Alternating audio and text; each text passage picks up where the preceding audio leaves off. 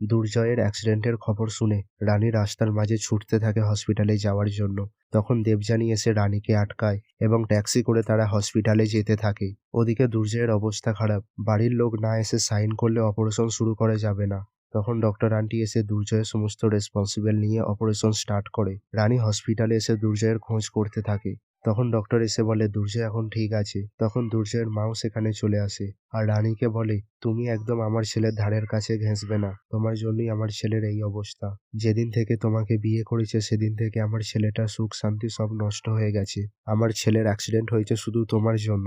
Doctor aunty দুর্জয়ের মাকে চুপ করাতে গেলে উল্টে দুর্জয়ের মাই ডক্টর আন্টিকে বলে, আপনি এখানে কি করছেন? আর কারো পারমিশন না নিয়ে আপনি কিভাবে অপারেশন শুরু করতে পারেন? যদি আমার জয়ের কোনো ক্ষতি হয়ে যায় তাহলে আপনাকে কিন্তু ছেড়ে কথা বলবো না। রানী তখন বলে, ডক্টর আন্টি দুর্জয়ের কথা ভেবেই, আমাদের সবার কথা ভেবেই এই অপারেশনটা শুরু করেছে। তোমরা প্লিজ ডক্টর আন্টিকে কিছু বলো না।